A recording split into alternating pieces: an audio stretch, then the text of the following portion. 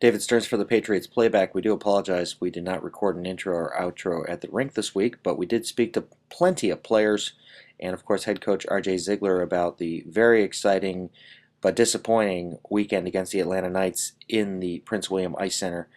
Of course, Saturday a 2-0 lead with a 2-2 tie going into 2 minutes left in the third period. Atlanta scores and notches a win with an empty net goal as well. And then Sunday, an overtime loss. So two very tough, close games for the Patriots, who still have yet to win against the number one team in the EJHL-South. So as they gear up for the next weekend, which is against Atlanta in Atlanta, let's hear what let's hear what R.J. Ziggler, the head coach, and his players had to say about this past weekend and going forward. David Stearns joined with, John, Charles, Andrew, Rempe? You got all of them in there. Did I get all of them in there? Yeah. Yes, you did. Was it in the right order? Charles, Andrew, John, Rempe, actually. Okay, I was a little bit off. Okay, let's talk a little bit about this past weekend. You guys had the Atlanta Knights here in the house, the only team you guys have not beaten this season, but you guys took a point from them, which is all well and good, but now you guys are in a very difficult position. You guys are in last place now. Yeah. Talk a little bit, though, about the weekend and what were your expectations as a team going in and how it played out on the ice. We were really ready to play this last weekend coming up, especially with not having Torsion and Whipper in the lineup.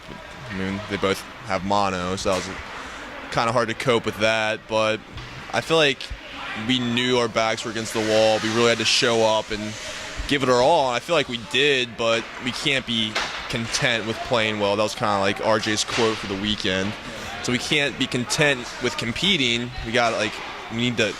We need to get wins here. We have to. And got both games. I thought we were gonna pull it off, but it was tough. But I mean, it's something to work on, and we're going there this weekend. And I think we know we can beat them. So I think we're in the right mindset to going down in Atlanta this weekend. Hopefully gonna steal at least one win out of it. Well, I'm going to ask everybody this question, but it looks like you guys are a second period team. You guys got outshot pretty bad there in the first game, I believe it was. You guys were outshot 14-1. You guys came back, outshot them 17-8, I believe. So, and then the third period, you guys reverted back to what you guys did in the first period. But, I mean, you guys had a 2-0 lead, and then it just kind of fell apart at, the seams there on Saturday. What is it about the second period for you guys? I really don't even know. I mean, especially I'm always worried about the second period, except that's when we have the long change for D. So I guess we're trying to keep our shifts nice and short, get fresh legs out there. So, I mean, that might have something to do with it, but I don't know. We'll get both games this weekend. We were up, and we lost the lead. We're just a young team. Not me, but a lot of young players. They, I guess, just don't know how to play with the lead yet, and it's been heartbreaking. We've really lost a lot of games within the last minute or overtime, so it's just a process. So, I mean, they'll get it once they play juniors for a little longer. Now you're coming down to your last 3-4 weeks here playing juniors. Maybe you'll have playoffs. What are your goals for the next month, of your remaining junior eligibility? Just trying to be here as much as possible and just really soak it all in, pretty much. I mean, I'm usually can only make one practice a week with school and work and stuff like that. So I'm trying to switch my schedule around, be here as much as possible. I'm like, God, it could possibly just be 3 weeks or 4 weeks. So 6, 7, or 8 practices left. So just trying to be here as much as I can, enjoy it while I can, just take it all in. What's the goal after you finish out here? I'm actually graduating college next year, 2014, so get my degree, may come back here and coach, we'll see. Try to help out. All right. I mean, probably play some beer league. So hockey is in your future one way or another, whether it be beer league or coaching? Exactly, yeah. I mean, that's about it, and just be a spectator.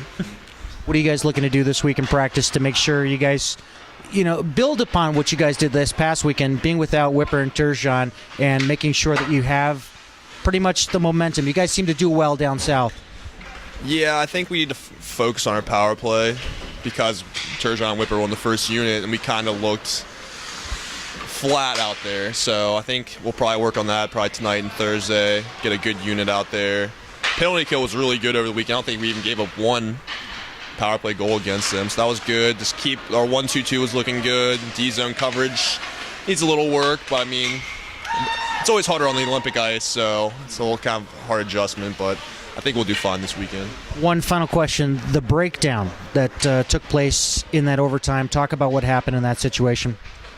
It was tough. I mean, first shift into overtime, I haven't been out for a goal yet, and I thought it was kind of a cheap shot. The ref said to me I had my stick up on him, but I was just getting the stick up and lifting it up and edging him off, and he brings his stick back and just takes me down completely. So it was kind of a yard sale. I lost my stick. I was called out there. Then they're coming in on a 3-on-2, so pretty much a 3-on-1. I didn't have a stick. I just kind of took the guy back door, gave him word a shot, but I mean, he was right in the slot, so there wasn't really much I could do. So I was pretty mad. I thought it was a definite call coming. I mean, it is overtime, so it's kind of hard to get a call, but you got to make that one. I had to ask. I'm sorry. Yeah, it was rough. It was, I don't know. I kind of stormed off after. I was pretty mad and heated, but that's hockey. Take that into next weekend and hopefully bring at least one or two home? Yeah, I hope so. We'll see. All right, thanks for stopping by with us, Rempy. Thank you. All right, that's, let me get this right, Charles Andrew John Rempy. I got it. David Stearns joined here with Nathan Marks.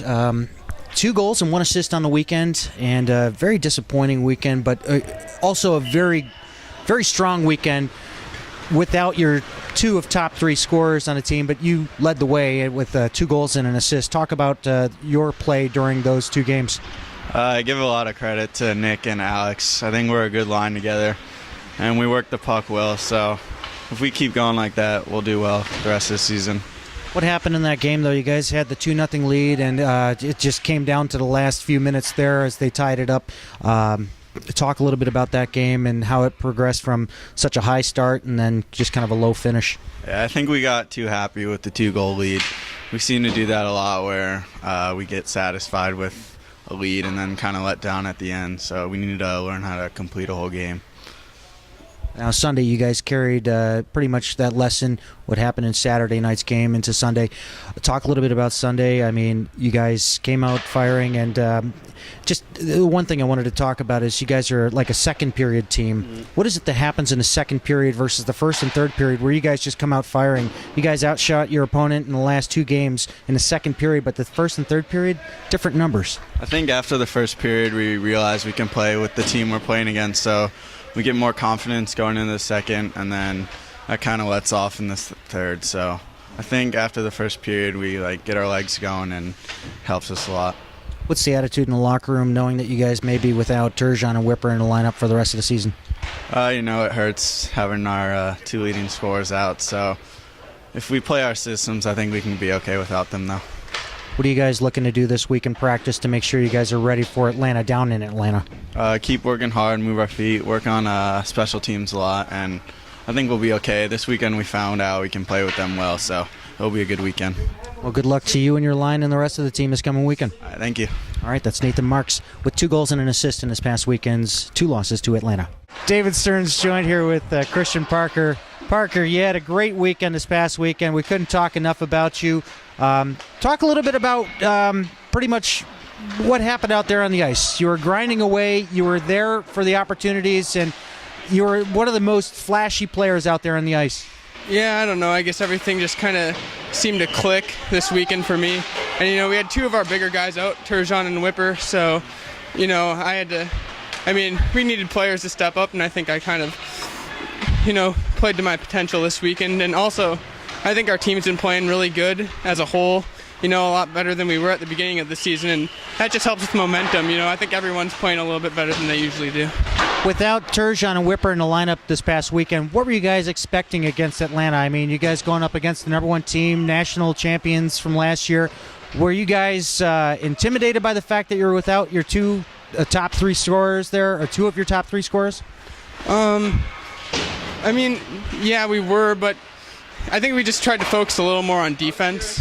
Both of them are low-scoring games, and I think we kind of held tight in our zone, and we didn't really give them any great scoring opportunities. And obviously they add a huge threat to our team. Torsion and Whipper, they can put the puck in the net, but I think we did a good job without them. Talk a little bit about your year off. We were told that you went up north there and took a year off and then just kind of came back. What was it kind of a journey up there and then just discovery that, well, you missed hockey and you wanted to come back down here?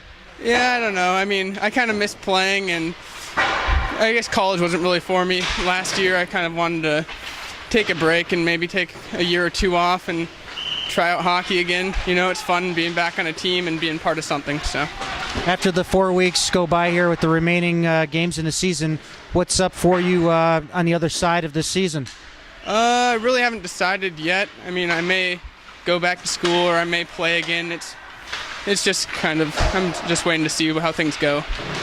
Well, good luck this coming weekend against Atlanta, and keep up the solid play out there. All right, thank you. All right, that's Christian Parker for the Potomac Patriots. David Stearns joined here with Dustin Moyer. You had a tough weekend against the Atlanta Knights, and Sunday you took them into overtime. Talk a little bit about that game. You guys really battled them all the way through and through to the end. Talk about Sunday. We had a slow start, and then we picked things up. We were outshot, then we outshot them, which was good. We had a lot more block shots. I mean, I don't really know. We played well as a team as the game went on more, and it was sad that we lost 30 seconds into the overtime period. I got to ask, what happened on that second goal that they scored on you? It looked like it bounced off of three bodies and in, but there was kind of an argument at one point about how it went in. Talk a bit about that goal. I think it was just a bounce. I think it actually hit off one of their players off his leg or something and just went right in. I couldn't see anything, though. So. Talk about the pressures that you were put up against. You guys were outshot 14-1 in the first period, and then you guys got outshot again in the third period.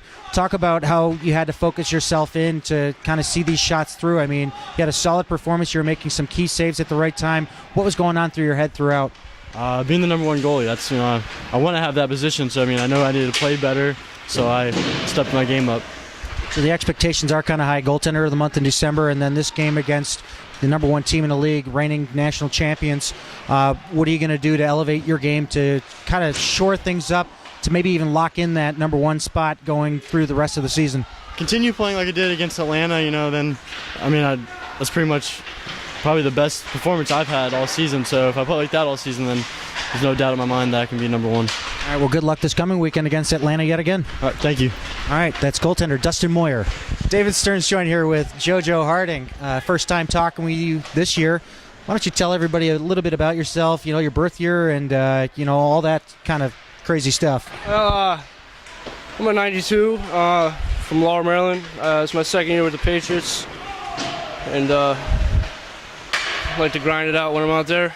Where'd you play beforehand? CBHL for Navy and Bowie most of my career. So you're more of the grinder type out there, as you've already indicated, and we've talked about you quite a bit in the broadcast. It's kind of the guy that just sticks with the man and just makes sure he finishes your finish your checks out there. Talk a bit about this past weekend against Atlanta. It was a physical contest and a very close contest in both of the games. Talk a little bit about what went on out there on the ice. Yeah, it was two great games. I thought the boys played out of their heads. The competition level was way up, and we all knew what we had to fight for. It's just unfortunate we didn't get the points we needed.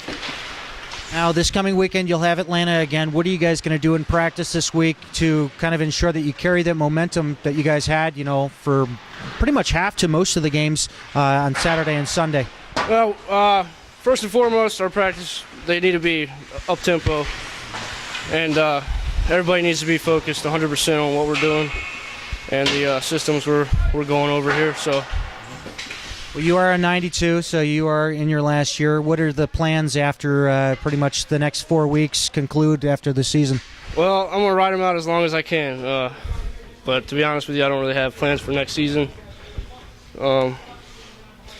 Just play the cards as they lie, That's my best bet.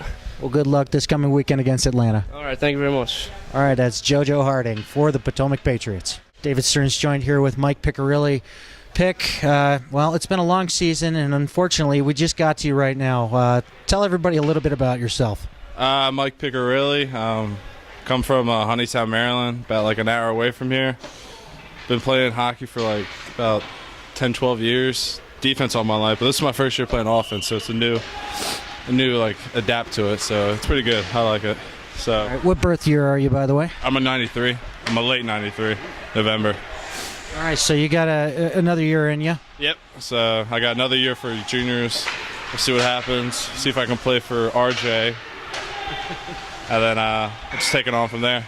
What brings you to the Potomac Patriots organization? I like what was given us to us, like the opportunities out, like from I guess RJ providing like all the facilities for us, having like everything there, the workouts and everything before and after, and everything was like given it to us. So I like that, and plus the level of hockey was great, so I liked it. Talk a bit about the level at which you play. You've got a lot of size compared to most guys out there on the ice, and it's kind of funny that he pairs you up with Cameron Smith there as your center. But talk to us about this past weekend against Atlanta and pretty much how you guys work together out there on the ice and what your role is when you're out there with Cameron Smith on that line. And I forget who the other winger is with you guys this past weekend, but I know RJ said he changed it up a little bit. Yeah, it was Sterling, but basically what I bring to the table is like I'm an enforcer. For a 230-pound guy, I'm pretty much first man in hitting. So I guess working with Cameron, for him being like a little bit younger, I would be the first man in, forechecking, running the 1-2-2, and he would be a hybrid, just picking off the passes, staying with their man. So that's basically how we did. We did pretty well doing it, so I like how we were doing. Seems to be the system to go with. At first he had, Cam paired up with Gregory, and now you. I beg to say that I actually think the combination with you worked out better, because I was really excited when you guys were out there, and it's right, it was Sterling that was out with you guys for most of the weekend. But now talk about this coming weekend against Atlanta. What are you guys going to do differently to make sure that you guys actually walk away with 2 or more points instead of just 1? What I think that really got us was late in the third, late in the second, second to third. It's where we got too comfortable with our win. Like we were leading 3-1, 2-1, and we got way too comfortable with our play. And that's where we broke down, lost the systems, tried to do individual efforts on the power play. So that's where we, choke up on. So basically, if we just play 100% of the game for 60 minutes, I think we should be good. I got to ask, 230 pounds, have you ever thrown down? Never thrown down. I've always wanted to. So I guess last game, if we are in the playoffs, we'll see what happens, see what tough guy wants it. Just let me know when you plan on doing it so I can be there to see it. Oh, will do. I will. All right, thanks for stopping by, Pick. Thank you. That's Mike Piccarelli for the Potomac Patriots. All right, David Stern's joined here with head coach RJ Ziggler. I guess it was a very strong weekend, but very disappointing on the outcome that you guys, you managed to squeak away with 1 point. Talk a little bit about Saturday, and you guys had a 2-0 lead, just vanished before your eyes. Talk a little bit about Saturday's game. It's like what I keep telling the guys. It's progress, but not quite success. We came out and we played well in the beginning of the game, and we showed that we could compete with them and everything. However, the fact that they're a team that is all 19 and 20-year-olds, and they're experienced, and they have all that stuff that we know that no matter what we do, we can't acquire in one hockey season. As time went on, as the game went on, you could see that they would continue to, if not get stronger, maintain their level. We were getting tired. Our defensemen working them in the corners, and they have to work a lot harder. Our guys that are younger than 95s, 96s, and even our 94s. They're still younger than the guys that they're playing against. And it wears on them. And we played well, not quite well enough to win, well enough to compete for an entire game, and then just to lose it on Saturday in that last minute and a half. That was pretty heartbreaking, because in the end you end up going away with nothing, and that you want more for your team. I want more for my team. I want them to see some reward for their effort, and it was tough to swallow. Talk about Garrett Force's performance in that Saturday night game. He saw 37 shots, and just overall he was making the key saves. What did you think about his play? He continues to keep getting stronger. He's an athlete. He's a competitor, and he's very, very young. He's very mature beyond his years. He's pretty good about not letting himself get rattled. He's turned some heads. He has, lots of high-level teams looking at him now, as well as Cameron. The USHL was in the house for his game on Saturday night. There was a scout here from Tri-City. So, obviously we're starting to get kids to, catch attention of those of those programs that we want our guys to move on to. Garrett's just done well. He played great in Springfield at the EJ Showcase. He played good down in ECE, and he played very well against Atlanta. And that's another one that, as a team, you want your guys to be able to see that success, but Garrett worked really hard that game too, and to just see him not be able to come away with a point, that's tough. It's tough. Now, it's likely that you guys will be without Whipper and Torsion for the rest of the season. Yeah. Do you know something I don't know? Actually, we had a little bit of good news today. Whipper's going to try to skate tonight. He's been cleared to skate, but not to compete. So he won't be playing this weekend. But he's going to try to skate and see what his basically what his body can take. And Torsion, the doctor told him that he will allow him. He's going to go back on Monday, a week from yesterday, to get a look at his spleen, and if it's not enlarged, then he'll let him attempt to skate on Tuesday. Basically, we're so close to the end of the season that these guys have worked so hard throughout the year that even if they can't play the minutes that they're used to playing, if we can use them on special teams and situations like that, it makes a big difference for us. And they're both captains too. They want to be here to try to see this through one way or another, and so they're trying to get their doctors to give them every chance to try to be a part of this the last few weeks of the season. And that's good to see too. None of these guys want to pack it up and call it a year, and they all want to continue to try to push forward and do everything we can, and that's really the sign of a good hockey team. Not skill-wise, just a good hockey team as far as a group of guys that you want to be a part of, and that as coaches we're proud to have. So. Well, it's definitely good to see Whipper in the stands, and then Torsion was watching online. I don't know if he showed up on Sunday here, but wasn't allowed to. Wasn't allowed to. Okay, well, he watched from home as well. So talk a little bit about the combinational lines below your top line of Marks, Gross, and I'm missing one for some reason. For the top line? For your top line. Gray. Thank you. Yep. I don't know why his name slipped my mind. But he did have a goal. Yep. So talk about the combination of lines. He had a couple, thank you. Talk about the combination of lines from pretty much there down that you had to come up with without Torsion and Whipper in your lineup, and how you thought they played in this past weekend.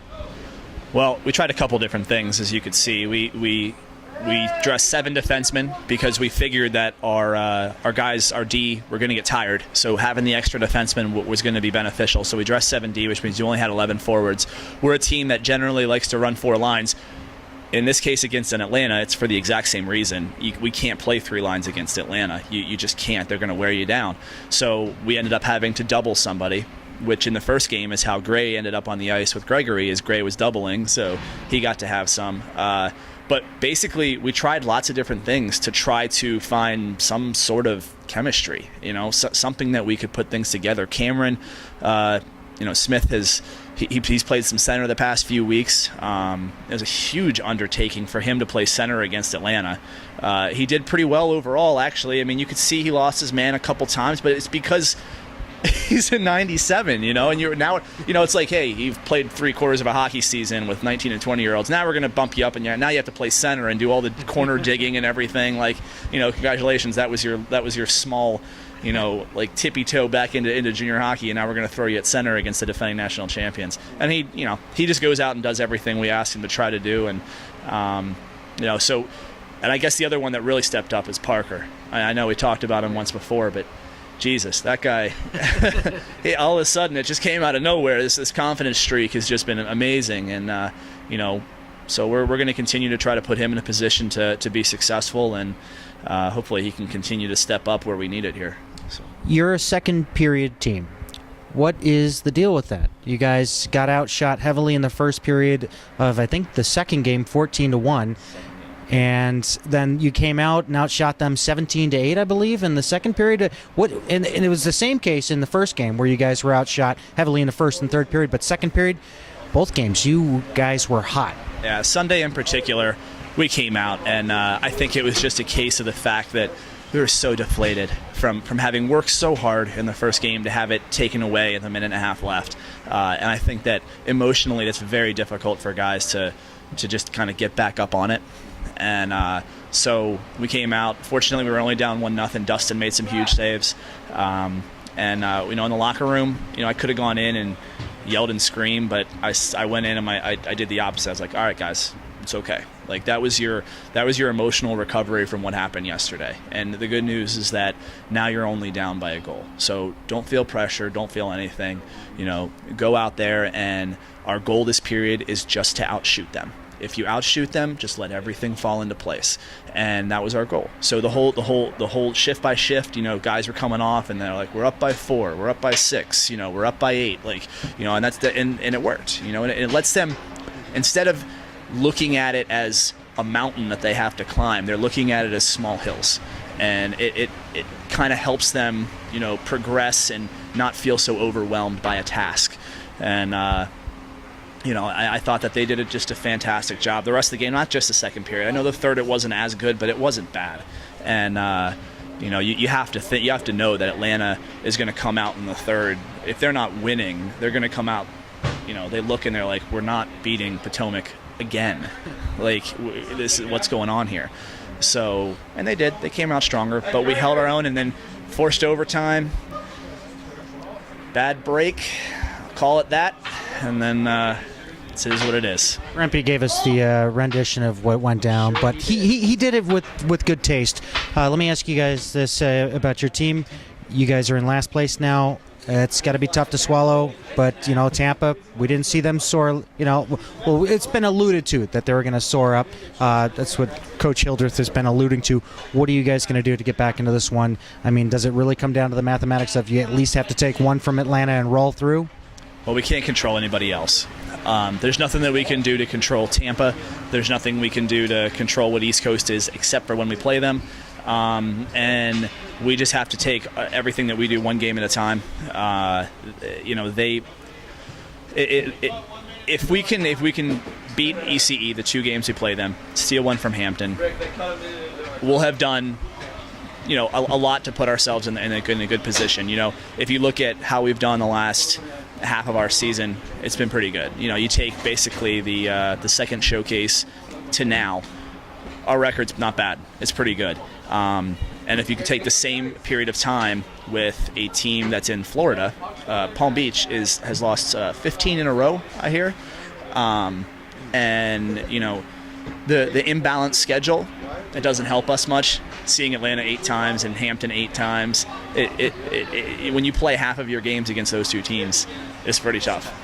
So, but it's a learning experience. We do our thing. Kids play at this level because they want to play against good hockey teams. And regardless of the way the season comes out, our guys got to play 2 very good hockey teams a lot this year. So. I know we've been talking a lot here, but just a final thought here. What are you guys going to do in practice this week to be sure that you're ready to give it your all and make sure that you guys walk away with some victories? I think we got to do a little bit more conditioning this week and make sure our guys are ready to play a full 60 minutes. Came up just short twice. And we want to make sure we'll do a lot of competition stuff this week, a lot of stuff with battles in the corners and defensive zone coverage, and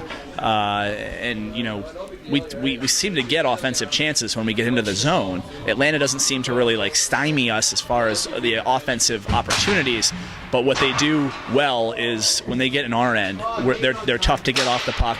They all move away from the puck very well, and we need to make sure that we limit their opportunities in our own end, so that the ones that we get going the other way are more numerous. All right, well, good luck this coming weekend, and we'll talk to you next week. All right, thank you.